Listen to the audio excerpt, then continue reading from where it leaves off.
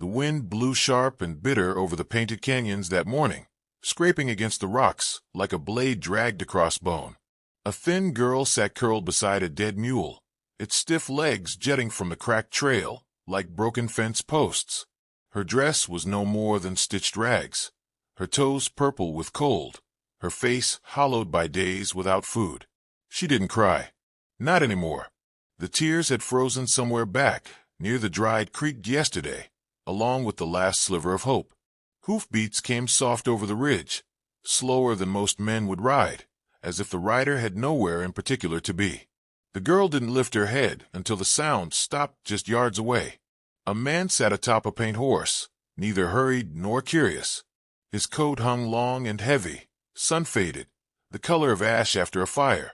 His hat brim cast a hard shadow over his face, but when he looked at her, his eyes were plain to see, gray and still, like river stones. He climbed down without a word, letting the reins fall. The horse didn't flinch, just stood like it knew to wait. The man walked to the girl, his boots crunching gravel and frost. She watched, too cold to flinch, too numb to fear. He knelt by her, looked once at the mule, once at her, then unbuckled the thick wool blanket from his saddle. Without asking, he draped it over her shoulders. She sucked in a breath, the warmth biting more than the cold. Still, she clutched the fabric like it might vanish. He said he'd be back before sundown, she whispered. The man didn't look up. He's not coming back. Her lips trembled, but she nodded like she'd already known. She glanced at the mule. Its tongue hung slack, eyes already claimed by ants. "Was it your pa?" he asked. She hesitated. "No. A man hired us in Kansas to cross with his freight. Said I could ride the extra mule if I helped cook. But he ran off when the wolves came close 3 nights ago. I walked. Mule collapsed yesterday." The man's jaw worked once, then settled. He opened his canteen, tilted it to her lips. She drank like a coyote, desperate, jerking, watching. When she finished, he offered a strip of jerky. She chewed in silence, tears starting again without her meaning to. The wind tried to lift the blanket. She pulled it tighter. "What's your name?" he asked. She wiped her mouth. "Nora." He nodded once. "You can ride with me." Her eyes narrowed. "To where?" "Dustwater Bend. There's people there. Food. Heat. A bed. They don't want strays. They'll want you." She looked back at the mule. "What about her?" The man looked. "Coyotes will take care of her. She's part of the land now." Nora said nothing more. She waited while he walked back to the horse, adjusted the saddle, made space. He didn't rush. When he returned, he held out a calloused hand. She hesitated before reaching for it. His grip was firm, but not tight, like someone holding something they didn't want to break. He lifted her gently onto the saddle, climbed up behind her, and wrapped a blanket around them both. The warmth of his coat pressed against her back. For a long moment, neither moved. Then, with a click of his tongue, the horse turned and began the slow descent toward the basin. They traveled without words. The sun climbed over the ridge, stretching long shadows across the desert. Wind carved whispers through the rocks. Once a hawk screamed overhead. Nora flinched, but the man's voice came quiet behind her. "Just a bird. Looking for mice." She didn't respond, but some part of her breathing eased. Hours passed. They stopped only once to rest the horse. The man gave her the last of his bread and drank nothing himself. She offered to share, but he only shook his head. By dusk, the land changed. Sagebrush thickened. Ruins of old fences lined the dirt path. Far ahead, smoke curled up from the horizon, thin and gray. "That's Dustwater," the man said. Nora looked unsure. "You live there?" "No. But you're taking me there?" "Yes." "Why?" He didn't answer at first. The silence stretched like the road. "Because you're not alone anymore." Nora turned in the saddle, studying his face. There were lines at the corners of his eyes, deep like someone who'd watched too much die. His jaw was set, mouth quiet, but there was something unshaken in the way he sat the saddle, like a man who knew storms and didn't flinch. He looked down at her. "Sleep if you want. We'll be there by moonrise." She turned back around, not speaking, but she leaned slightly into him. letting the blanket wrap tighter. Her eyelids fluttered. The warmth, the motion, the steady rhythm of the horse, it all blended together. Behind them, the wind swept over the trail, burying the last hoof prints of the mule. Dustwater Bend wasn't much to look at, even by frontier standards. A crooked main street ran through its spine like a broken arrow. 2 saloons, a half-collapsed blacksmith shop, a church with a roof full of holes, and a general store that still bore scorch marks from an old fire. People lived there like stubborn weeds in a dying garden. But that night, under a low silver moon, the town felt like sanctuary. The man rode in slow with the girl, still wrapped in his blanket.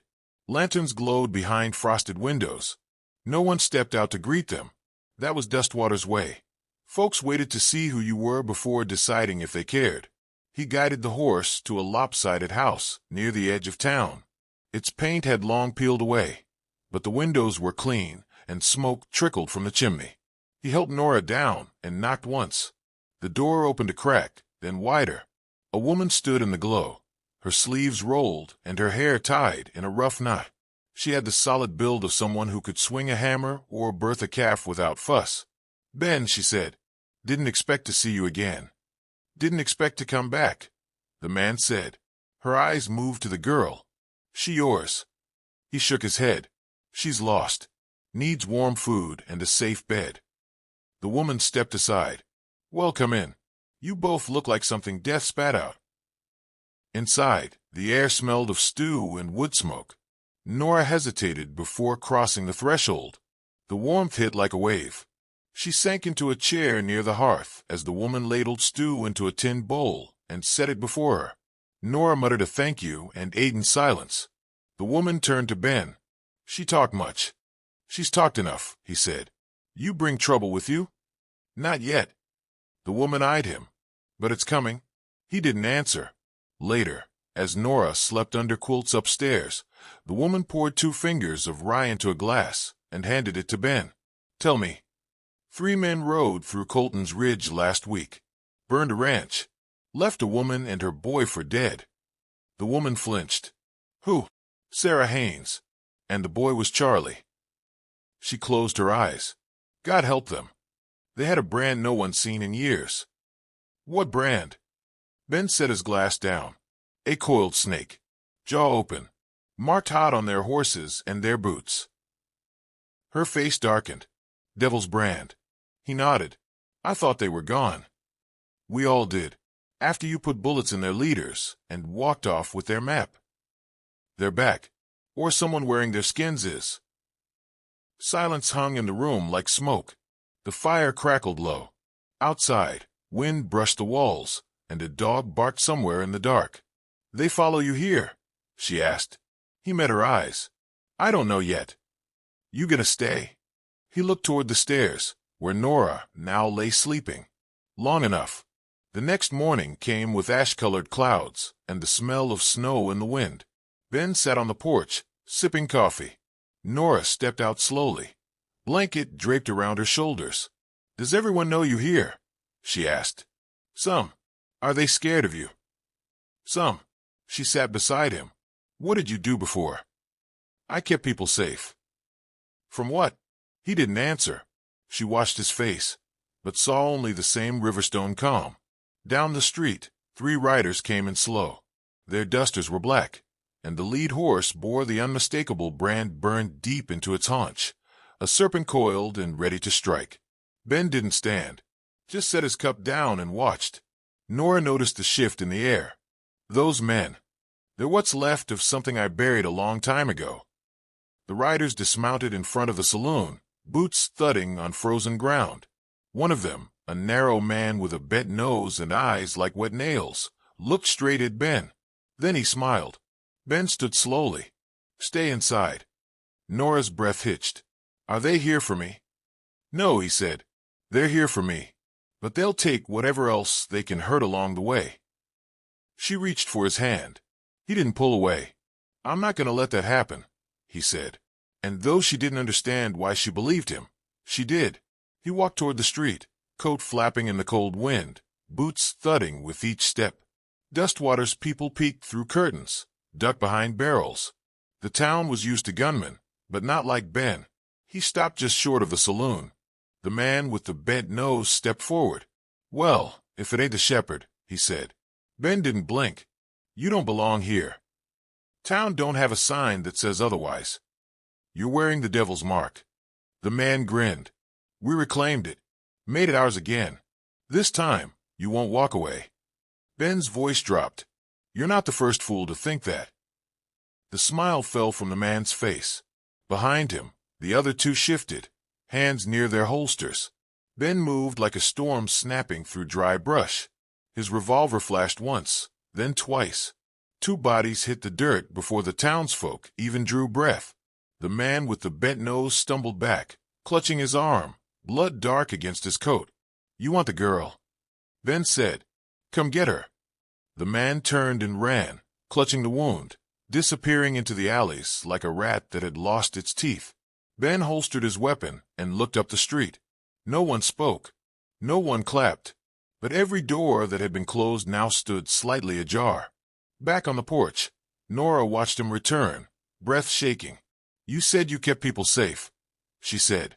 "I still do," Ben answered, brushing snow from his shoulders.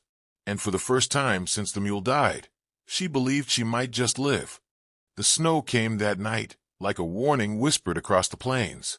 Thin at first, barely more than a dusting, but enough to hush every sound and make the wind's howl feel like a reckoning. Nora sat by the window, watching the flakes drift past the pane, her breath fogging the glass. Upstairs, she should have been asleep. But she couldn't. Not with what she'd seen. Not with what she now knew about the man who'd covered her with a blanket and said, "You're not alone anymore." Ben sat at the kitchen table downstairs, a box of ammunition open before him, the click of each bullet sliding into the chamber echoing softly. His revolver rested in pieces, cleaned and gleaming. The fire beside him hissed and snapped, casting long shadows across his face. He knew what was coming. Dustwater Ben might have watched him put two men in the dirt, but men like that didn't ride alone. They'd send for others, more dangerous, more desperate. The devil's brand wasn't a name, it was a sickness, and it didn't die easy. The door creaked. He didn't look up. "Couldn't sleep?" he asked. "No," Nora whispered, stepping into the room. He gestured toward the hearth. "You can sit if you want." She curled into the chair across from him, pulling her knees close. "Why are they after you?" Ben took a long moment before answering. "A long time ago, I was one of them." She blinked. "What?" "Before the war, before the badge. I rode with the devil's brand. I wore that mark, did things I can't scrub from memory no matter how many winters pass." Nora's voice barely rose above the crackle of flame. "Then what changed?" He set the gun down gently. "We raided a town near Wichita. Left it burning. Thought it was just another score. But there was a girl there, 10 maybe. She stood in the road screaming for her mother, and none of us stopped. Not one." He looked at her then, his eyes colder than the night outside. "I did nothing. Just rode past. I saw myself in her face, and I still rode on." He paused. "That was the last day I rode with them. I turned on the brand, shot 3 of their leaders, stole their stash, and disappeared into the wilderness.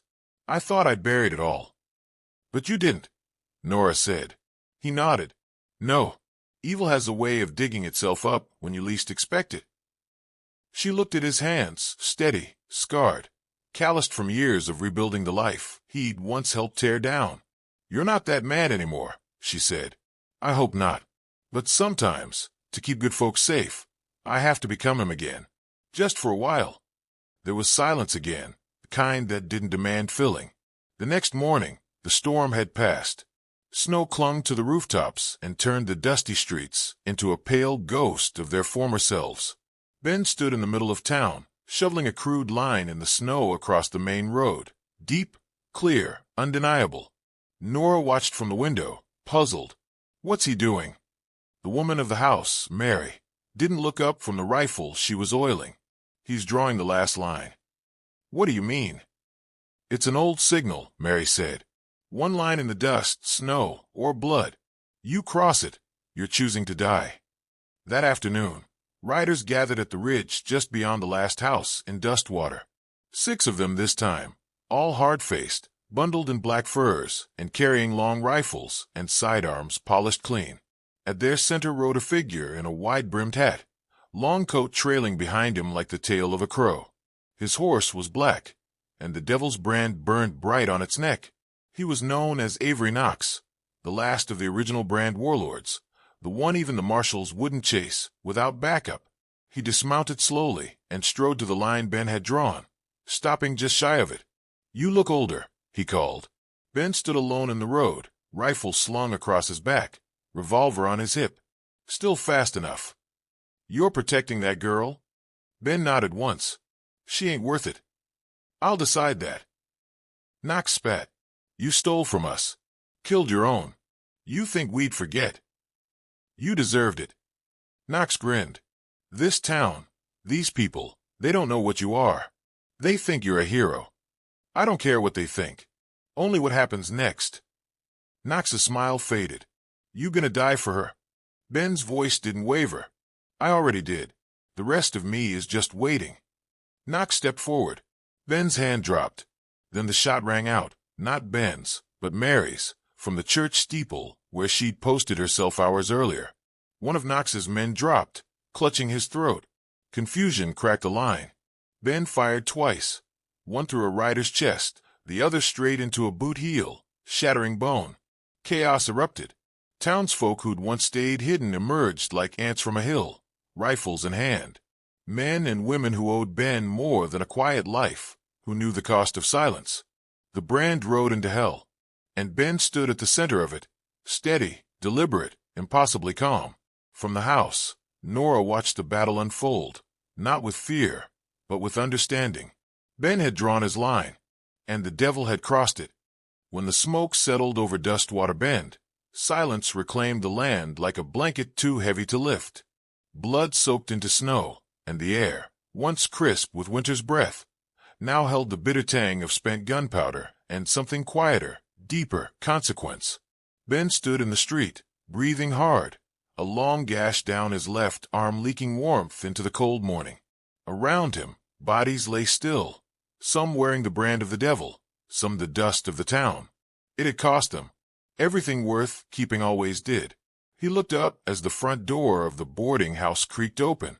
Nora stepped out barefoot, wrapped in the same blanket he'd first draped over her. Her eyes scanned the carnage with a grim clarity that seemed too heavy for someone her age. But the girl who'd once curled beside a dead mule was gone now. What remained had seemed too much to ever be that small again. She stepped up to him. "You're bleeding." Ben gave a nod, more acknowledgement than concern. She frowned. "You're not going to die, are you?" He shook his head. "Not today." There was a pause. She tilted her face toward his like she was trying to see past the lines, past the dirt and blood, into whatever truth lay behind the man's silence. "They're all dead." "Knox is," Ben said. "The rest ran." "Will they come back?" "Maybe." He looked toward the hills beyond the town. "But this place, it's not what it was. They'll think twice now." The townsfolk began to emerge slowly, guns still in hand, eyes cautious. No one celebrated. No one shouted victory. That wasn't the kind of battle this was. Sheriff Daly limped down the street, face pale and streaked with blood. He paused beside Ben and looked at the carnage. "You didn't have to stay, you know." Ben replied without looking at him. "Yeah, I did." "You drew the line. Just didn't expect the town to stand behind it." Ben looked over at the townsfolk, ordinary folk with extraordinary grit. "They didn't stand behind it," he said. "They stood on it." The sheriff gave a low chuckle, then winced, clutching his side. "You always had a way with words." Ben glanced at him. "I used to have a way with knives, too. Words are better." Mary stepped forward next, rifle slung over her shoulder. She handed him a flask. "You saved us," she said. "No," Ben muttered. "I gave y'all a chance to save yourselves." "Still," she said, "that's worth something." Ben drank. It stung going down. Everything stung now. Nora hadn't moved. "Are you leaving?" she asked. He turned to her. "Thought I might." "Where?" He hesitated. Far enough that nobody sends another rider with my name scrawled on a bullet. She looked at his hands again, still blood-stained, still trembling with the last tremor of battle. But she saw something else too. Restraint, discipline, something not born but forged. I don't have anywhere to go, she said. I know. They stood in silence. The sun crept higher, melting blood into mud. You don't owe me anything, he added. Nora stepped closer. Maybe not, but I figure I could learn something from a man who's been running from himself and still knows where the line is. He almost smiled. Almost. I ain't good at teaching. Doesn't matter, she said. I'm good at learning. Behind them, townsfolk began clearing the street, tending to the wounded. The church bell rang, not for mourning, not for celebration, but just because it could. Dustwater Ben still had a voice. That mattered. Ben finally sighed, shifting his weight. There's a place north of here. Cold but quiet. Might be safe for a while. She nodded. Then we should go. He raised an eyebrow. We? Nora folded her arms. You said I wasn't alone anymore. Was that just for show? He looked at her long and slow, then reached down and tightened the saddle on his horse. Blood still trickled down his arm, but the movement was steady, purposeful. No, he said. That was the truth. Nora climbed up behind him, small hands gripping his coat. As they rode out, she asked quietly, What's your real name? He didn't answer for a long time. Then softly, as the wind caught his hat and the town faded behind him, he said, The man who gave it to me died in a fire. The one who walked out took his name with guilt. For a long while, it didn't mean much. Nora waited. But today, he said, glancing back at Dustwater Bend, I think I earned it again. He turned in the saddle, just enough to meet her eyes. It's Benjamin Cole. And in the space between his name and the next hoofbeat, she whispered it like a promise. A name worth dying for. But not today. Today they rode.